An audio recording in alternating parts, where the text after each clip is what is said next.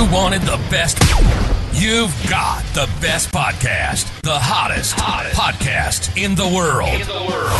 The Chris Voss Show, the preeminent podcast with guests so smart you may experience serious brain bleed. The CEOs, authors, thought leaders, visionaries, and motivators. Get ready. Strap yourself in. Keep your hands, arms, and legs inside the vehicle at all times, because you're about to go on a monster education roller coaster with your brain. Now, here's your host, Chris Voss. Hi, folks. It's Voss here from thechrisvossshow.com. Who the hell hired an opera singer this week? Is someone hired an opera? Maybe we should just have different singers come in and sing the Chris Voss Show. That might be a bit. Well, like Taylor Swift to come in and maybe sing it for us. And, then next week we'll have, I don't know, Bruce Springsteen or something like that. How much money do we have? We don't. It costs $5, folks, on Fiverr. So there you go. If you ever need operatic singing of your podcast intro, you can do that as well. But the main benefit is that I don't have to sing it after 13 years of singing that bit halfway through our show. So welcome to the big show, my family and friends. We have the most brilliant minds to you. For 15 years, we're coming to you with 3 to 4 new episodes a day. 15 to 20 new episodes a week. And if you're not listening to every single one and taking notes, there is a homework test at the end of the week on Saturdays. And if you don't pass that, then I don't know, we don't talk to you for the next week or something. Anyway, guys, be sure to refer the show to your family, friends, and relatives. Go to goodreads.com/Chris Voss, LinkedIn.com/Chris Voss. Subscribe to that LinkedIn newsletter. Holy crap, that thing just passed 7,000. It's already up to 7,100 today. It just goes up like I don't know, it's the Powerball lottery. And go to Chris Voss 1 on the TikTok. We have a amazing young lady on the show today, and she's going to be talking about her insights and how she can help you get unstuck, refocus, and overcome fear to live the life that you've always dreamed of. Because everyone wants to live the life they've always dreamed of. Is there anybody out there that wants to live a life that they have nightmares about? No, I don't think so. Maybe that Stephen King guy, that might go for him. Lauren St. George joins us on the show today, and she is a creativity expert and change facilitator. She helps companies and individuals navigate change, overcome big, hairy challenges. That's what some of my girlfriends have called me, a big, hairy challenge. And imagine bold solutions. She is the founder of What's Next, a one-of-a-kind, highly engaging program that helps people figure out their next best chapter. Often, this need for change is triggered by a major life event: divorce, grief, empty nester, retirement, or feeling stuck or unsure on what to do next, whether it's your career, your purpose, your happiness. And at the heart of all, we're looking to live a more fulfilling life, and Lauren has helped hundreds of people find theirs, and she can help you find yours too. Welcome to the show, Lauren. How are you? I am fabulous. How are you today? I am excellent. It's wonderful to have you. Thank you very much for coming by and enlightening us and educating us. Give us your .coms, please, so people can find you on the interwebages. The best one is answerwhatsnext.com. That's where you can find me, sign up for my newsletter, get an appointment with me, whatever you need. There you go. And there'll be a link on the Chris Voss Show. So give us a 30,000 overview. I've kind of teased you out a little bit, but give us a 30,000 overview of what you do and how you do it. Well, I would say I'm not your traditional coach because I come from an innovation background, which means that I really help people with disruptive thinking, really break out of patterns, think differently, and pursue the things that they've been putting off going after. We all have dreams, but life gets in the way or fear gets in the way. And so I've found that a lot of the methodologies I use with businesses to figure out what's next for them works really well with individuals. And so that's where What's Next came from. There you go. And I'm taking a look over your website, and you talk about, is it time to change careers? Do you have a dream that you want to pursue? Do you want to learn how to pronounce words if you didn't flunk English in second grade, which I did? Ready to regain zest for your life and focus on you and where to start. We kind of go through these points that I kind of alluded to in your bio, or you kind of alluded to in your bio that you gave me, that, we go through times of sometimes reformation or crisis or cathartic times where we go, hey man, is this all there is? Or hey, I'm not really sure that what I wanted is what I really wanted. What's that old line?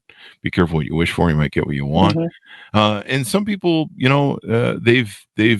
they buy into, well, so what is society tell me to do? Go to college, get a job, get married. And they don't really sometimes give thought as to that process as to like, what kind of quality job do I want to have? What kind of quality marriage do I want to have? What kind of quality life do I want to have? And sometimes we finally wake up, I think when we get a little bit more, I don't know, mature and aware, and we go, hey, maybe there's something better out there, or maybe I want to do something different. That's my problem in life. Mhm. I'm bored. I'm so bored with me. This is why we have people on the podcast, is because I'm sick of hearing about me. Probably so is my audience. So tell us about what got you down this journey, how you became a coach, and why you went through your life and said, hey, I think I want to help people change.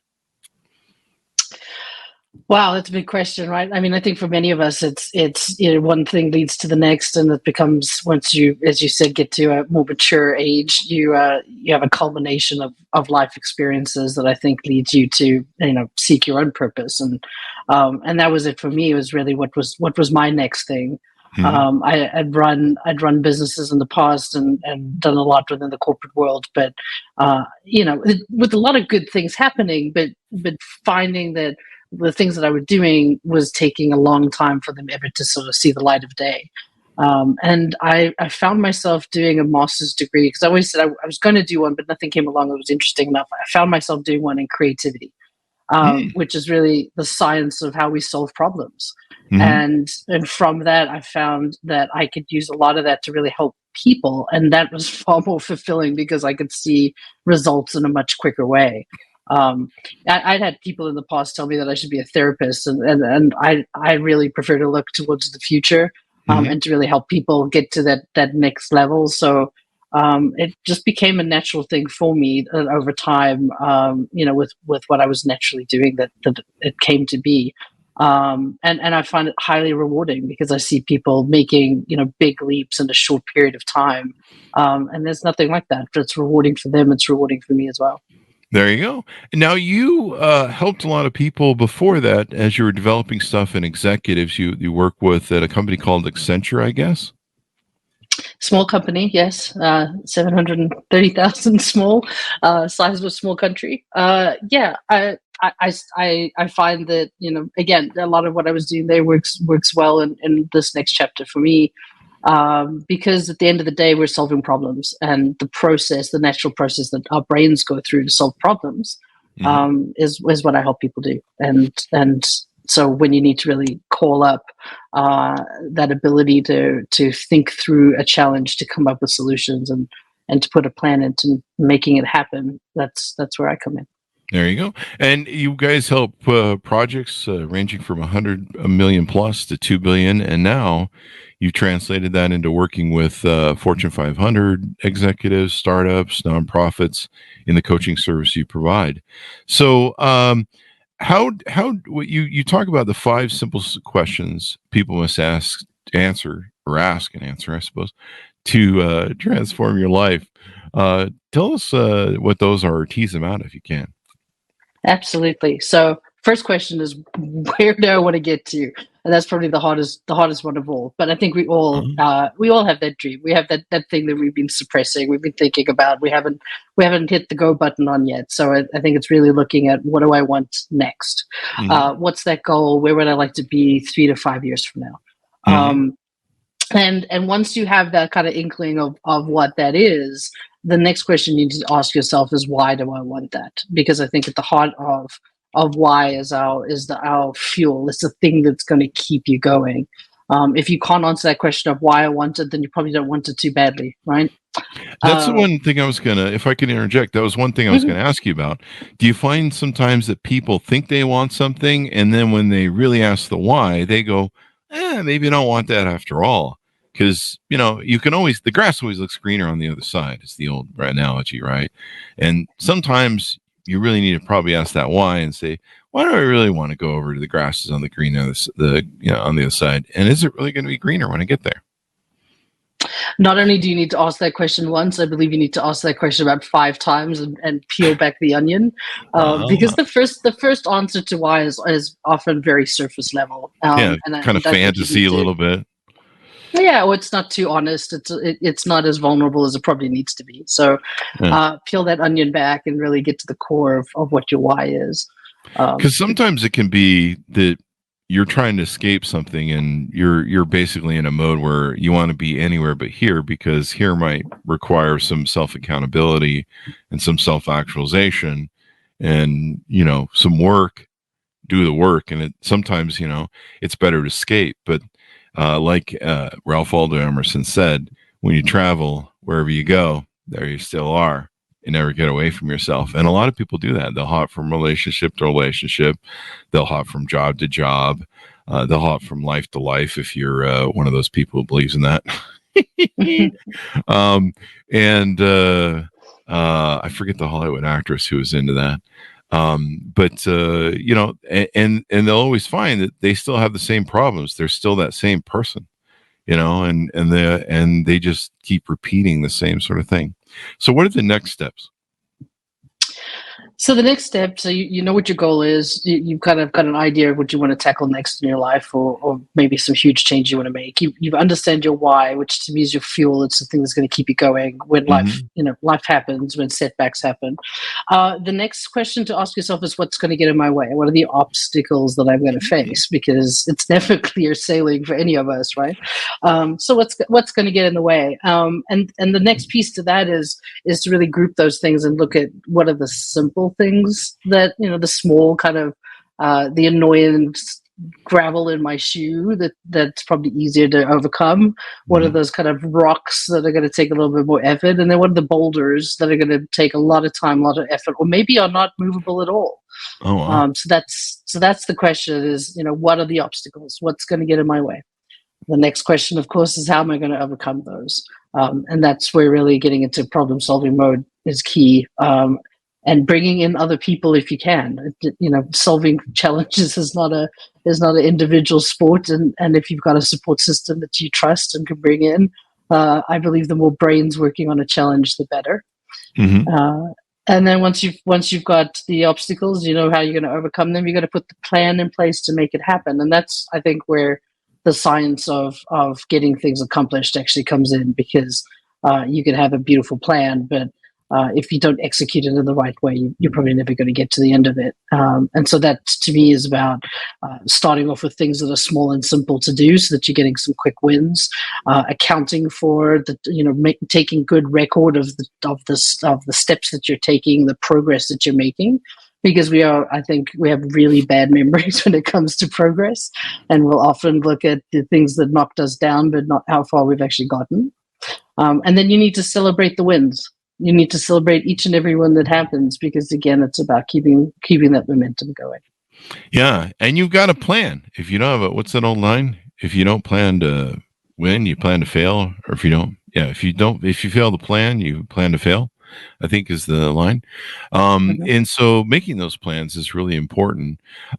When people, how does someone realize that it's time to make a change in their life? Or when's the best time? Sometimes people are unhappy, they're miserable, they don't really know why. What's the best way to identify that maybe it is time to make a change?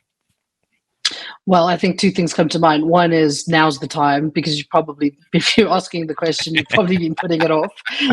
So that's a really good point. You have to kind of, it's time if you're thinking about it. But truly, I think the time is when you have been thinking about it long enough. When you get to that tipping point of enough is enough. And you've put it off for too long, and you're worried about, the regrets you're going to have if you don't go down that road. Definitely. That's probably the time. Yeah. Yeah. And maybe you recognize you've been miserable for a while, that things aren't working the way you thought they were. And then what are some of the tips in your mind that lead to a more fulfilling life? Or what are the identifying marks? If I want to know if my life's being fulfilling or not, what are some things I need to look for? So there's a framework that I like to use. It's like having a three-legged stool. If one of the legs is off, you're gonna wobble. So I believe that there's three pieces to fulfillment. The first is, am I engaged in something? It does not have to be career, but for many people it is. So do I feel engaged in something? And engagement usually is, am I doing some kind of an activity where I lose sense of time? I feel like I'm in a state of flow. I really, I throw myself into it. I'm passionate about it. So there's something in your life that you feel engaged in. The second is, am I doing self-care? Am I doing things that are, solely for me? And that can be small things, from taking walks in the morning, having your quiet time with your cup of coffee, all the way to, am I traveling? Am I doing things that make me personally happy? Because we often take care of others first. But they do say, put your oxygen mask on first when you're going down in a plane. So, you have to have a certain level of self-care before you can take care of the people around you. And then the third thing is impact. Are you having some kind of impact? Are you giving back? And that does not have to mean, again, that you're giving money to charity. It can be for some, but do you feel like you're paying it forward in some way? Are you sharing knowledge with others? Are you helping others grow? Are there ways where you feel like you're having impact? And then if those three things are present in your life, you have a pretty even stool. You should be feeling more fulfilled. Yeah, because if your basket's full, then you feel like you're like giving back, and you kind of like, I need to do something more with my time, and I've kind of got things under a secure point of thing. How do you motivate yourself? Like, say I'm reached that point, like we've talked about, where it's probably the best time for me to change what's in my life, but I don't want to go through the work of planning and doing all the stuff. Like, why can't it just all just come to me on a silver platter? How do I motivate myself out of inaction to take action and go, let's change my life? Well, I think first you need to look at the cycle of action and motivation. There's times when motivation is present. It's easy to have action. It could be, that's a simple, easy side of things. Usually you're in a place, as you just described, where you have to have action first in order to feel motivated. So there is a point in time where you just have to force yourself to do something. And the more you do it, the more motivation you have. Case in point, most people know they should be going to the gym, but it's easier to sit on the couch binge watching a show, eating, chips than getting to the gym. Sometimes we just have to force ourselves to do it. So I believe that, once you get things going, once you've started to get some motivation is that much easier. You find yourself feeling better, looking better. It's easier to keep motivated. We all know how easy it is to fall off of that wagon, especially in the exercise department, but across all parts of our life where, it can ebb and flow. And so I think you need to acknowledge that motivation will be present more so at some points, and it will kind of recess and it'll come back. Ride that wave when it's high, when you've got a lot of energy and you've got momentum, and then give yourself compassion when you kind of fall backwards a little bit, because it'll come forward again. But in order to produce action, I do believe that you need to find a step that you can take that you can do in less than 2 minutes. So it may be as simple as, I know I want to start doing yoga again. My first step might be just find my yoga mat. The next day, put on my yoga clothes. The next day, maybe get in the car and drive to the yoga place. Whatever it is that just starts you moving forward, and that's easy, and you can say, yes, I accomplished that. There's part of you that actually has to build trust with yourself that you're going to follow through. So you got to do those things that are going to show that you respect yourself enough to do it. I like that. That's one of the things I have where sometimes if I don't feel like going to the gym, and I think I stole it from Arnold Schwarzenegger, but there's some days you don't want to go to the gym, and I'm known for beating myself up pretty good at the gym. And sometimes you don't want to go back the next day, or, you're just sore. Sometimes you just, I haven't gotten sleep and I'm kind of off, and it's like, I don't want to go deal with the gym today. And one thing I learned is I go, okay, great. You don't want to go to the gym. You don't want to lift the big heavy weights and push yourself. Okay, great. We're going to the gym anyway. And if you want to sit on the massage, they got these wonderful, what do they call them? Zero gravity massage chairs. and they do help with recovery. And then there's the jacuzzi, and then there's the sauna. Sauna's really good for you, especially if you feel beaten up. Sometimes you can go sit in the sauna or jacuzzi, and it kind of helps restore you. And I go, okay, well, we're going to the gym anyway. You don't have to do the heavy weights, but we're going to the gym. And just like you said, put the yoga pants on, find the yoga thing. So I'll go to the gym, and it's kind of funny. As soon as I walk in, I smell the place and I get in the environment, my brain kind of kicks right back into gear like a muscle and goes, okay, I'll lift a few weights. And then, it kind of listen to some rock and roll and get the juices going in the old brain. And I'm like, hey, I'll lift some weights. And then pretty much soon, sometimes I'm right back into my routine. And just showing up. It's half the battle sometimes to getting yourself motivated to do stuff. So I like what you say. And then, of course, to what you do, being a coach, having that self-accountability partner, that coach who's going, hey, did you do that one thing today? That can make all the difference as well.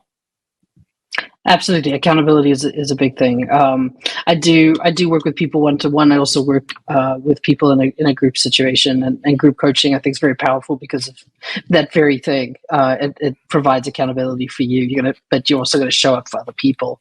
If you have again, I don't know why I keep using these workout analogies, but if you have a trainer who's waiting for you to show up, you're more likely to show up for that training session than stay in bed because someone's actually waiting on you. But the same in coaching. If you're showing up for a group, you're going to show up for them and for yourself. And so I find group coaching very powerful. There you go. And I years ago when I wrote my first book, I had a group of us that were doing accountability. We were like an little accountability team, and everybody would try and write an hour a day, and it was kind of like a competition. And having that little competition like really helped.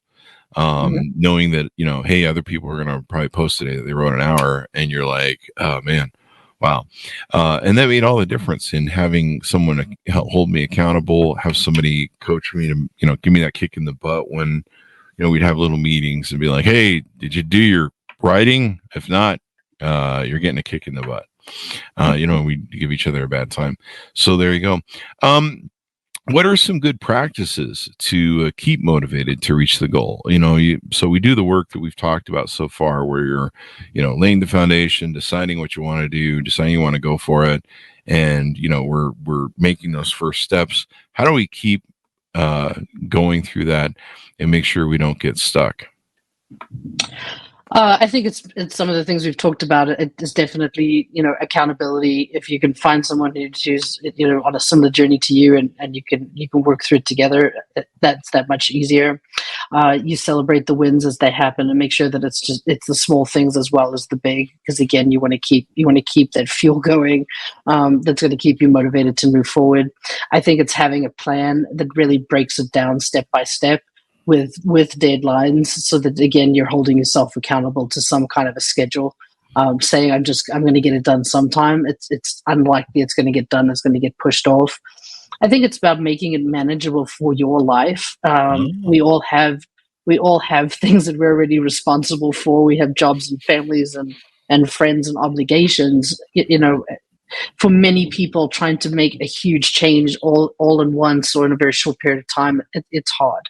There are certainly risk takers out there who are prepared to make a bigger leap, but I think for most people, it's about making it something that you can fit into your life that is achievable.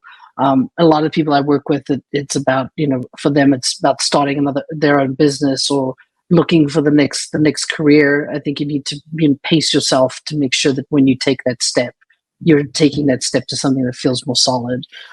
Again, especially with the people that I work with who are, 40 plus, who do have a lot of those other responsibilities. And if you are one of the breadwinners or the main breadwinner, you can't just take a huge leap. Sometimes it feels too risky. So making it manageable, make sure it fits into your lifestyle so that you can achieve it over time. And then I think it's about being consistent. Like you said earlier, no one's going to hand it to you, on a silver platter. It's not going to happen overnight. So remaining consistent, even when you don't want to, is the thing you just got to keep in mind. Just keep going, even if you're not seeing the results. Keep going, because one day you will. That's true. And sometimes you're laying the foundation, and it takes a while sometimes for the lights to go on. And then one day you've built it, and you put that final nail, and you don't sometimes realize it because you're working away, and all of a sudden the lights go on and everything's working, and you're like, holy crap, that worked. So one thing you talk about is people that suffer from imposter syndrome. How can people avoid that, gain confidence? I hear a lot of people talk about that these days. I think imposter syndrome tends to happen around things that we care most about, and it's fear. It's fear of losing something. Usually, for a lot of people, it's around career. And I think the thing that you need to do is really take stock of what got you there, because it likely didn't, again, happen overnight.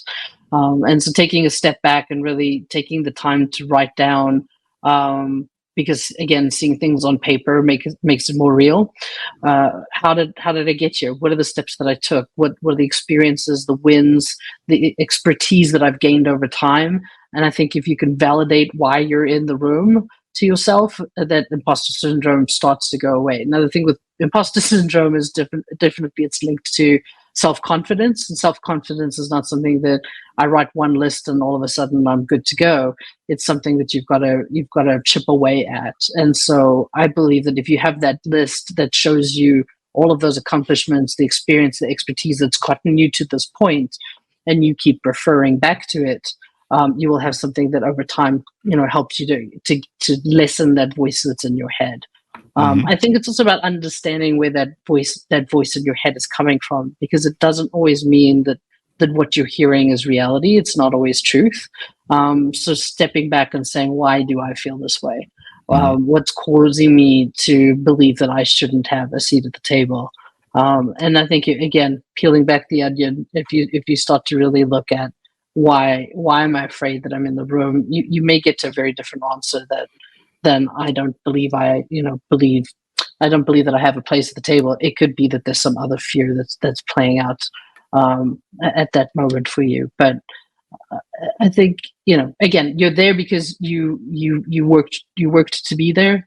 Uncover why you believe that you shouldn't be there, and I think that those two things will certainly help to chip away at that imposter syndrome and build up the self-confidence. So it sounds like you're saying reframing your perception of where you are and who you are, maybe some gratitude as to what work you put in to get there, and reframing it so that you're asking different questions that really identify your true value. Absolutely. There you go. Questions are powerful things. Yeah, and sometimes we need a reframing. Like sometimes it's not so much what we have or where we are, but it's about asking different questions. And sometimes we get in these loops in our little brains that constantly feed us stuff. And this R2D2 reticulating activating system that we have, if we start thinking, well, I'm not good enough, your brain starts telling you, well, you're not good enough, you're kind of suck at this. You're kind of an imposter. But if you really look at, like you said, what got you there, I mean, you didn't fall out of the sky and land there. I mean, maybe some people did. Do people do that still? I don't know. I think they did it in the 50s. Or was that aliens? I get that confused. You talk about creativity and how it can change people's lives. How can people use creativity to improve the quality of their life? Well, first of all, I think creativity is often mislabeled as artistic ability. So people say, I'm not creative, thinking that they can't draw, they can't paint. Creativity is actually the ability to come up with new and novel ideas. Basically, it's problem solving. So it's something we all can do. It's a muscle like any other that you can strengthen over time. And there's simple games and things that you can play to help build that muscle. But I think the way that it changes your life is that there are principles that underpin creativity, and I think that they help us to really ride change. And those are things like you just mentioned it, being able to ask provocative questions. Solving problems comes down to, I think, the questions that we ask, and if we ask the right questions, we will get far better answers out of them. So, for example, if someone says, I want to build a bridge, the question would be, well, why do I want to build a bridge? I want to get to the other side. Well, do you really need a bridge to get to the other side? What is it? Why do you need to get to the other side? Well, I want to deliver a message. Okay, well, do you need a bridge to deliver that message? The more you can ask those questions that really chip away at it, you'll get to a better place where you can be, you can solve a problem in a new and different way. And so maybe that message you needed to get across is, you could just email it. You don't need the bridge. So asking provocative questions will help you get to that. Yeah. I think another piece that helps us to be more creative is really adopting a yes and mindset. So yes and comes out of the world of improv comedy, which is, if you're having a conversation with someone, if they give you an idea, if you would immediately say no, you've completely ended the conversation.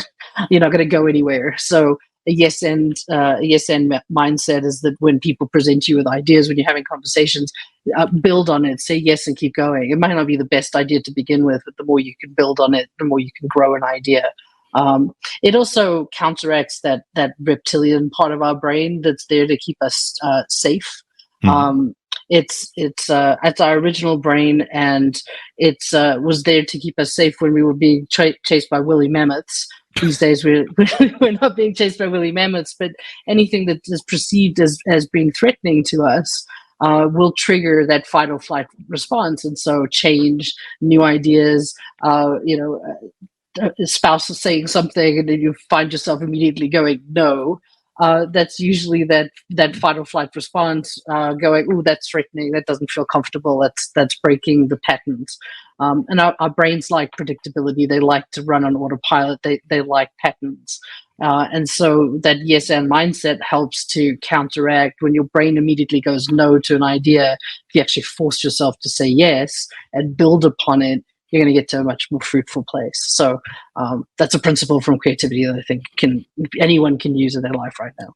Awesome sauce. So as we round out the show, tell us how you work, some of the coaching you can do. I've been looking over your website. You've got several programs and ways that you coach people and a newsletter.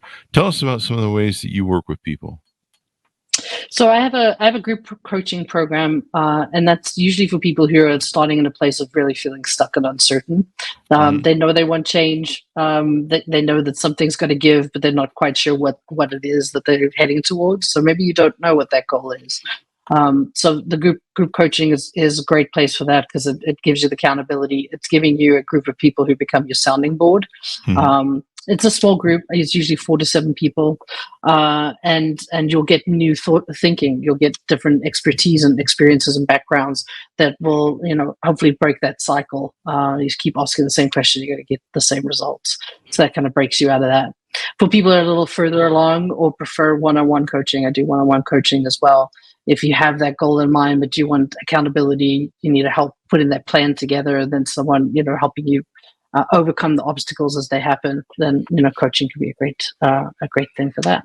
There you go. So either group or one-on-one coaching, and you looks like you do the group stuff over a 6-week period. I do. There's a set framework that we use for that. Starts off with reacquainting yourself with yourself. We lose a lot of things along the way, the things that we were once passionate about or ideas we had that we didn't pursue. So we start off there and we work through figuring out what that next chapter looks like, getting ideas on how it's going to happen, putting the plan in place. So over 6 weeks, we cover a lot of territory, which is great because it really jumpstarts people's next chapters. Awesome sauce. So how can people onboard with you? I notice you have a book a call discovery appointment people can make. Tell us how that works and people can find out if they're a fit and work well together with you. The best way is to either reach out to me through the website or to book a call. We can discuss kind of where you're at, where you're trying to get to, and see if it's a good fit. And if I'm not a good fit, I always like to give people resources and ideas as to what they can do next, or who to go to next. There you go. So if you think you want to make the next steps in life, if you think you want to go the next level, you know how to reach out to her and do it. Give us your final pitch as we go out. So, answerwhatsnext.com, sign up for my newsletter. We have a weekly newsletter that'll give you some tools, some inspiration to really help you get to the next level and pursue that dream that maybe you've been putting off. There you go. Folks, if you think you're done, you're probably done. So there you go. You just need to find if the next step's going to be the right thing to do. Because I meet a lot of people that think they're done, and sometimes they're just escaping from self accountability and escaping from themselves and whatever mess they've created. And really, you should probably just work on cleaning up your mess, but you also need coaches and help for that as well. So thank you very much for coming on the show, Lauren. We really appreciate it. Thank you. I enjoyed our time together. There you go. Thanks so much for tuning in. Go to goodreads.com/Chris Voss, LinkedIn.com/Chris Voss, YouTube.com/Chris Voss, and Chris Voss 1 on the tickety-tockety. Thanks for tuning in. Be good to each other. Stay safe. And we'll see you guys next time.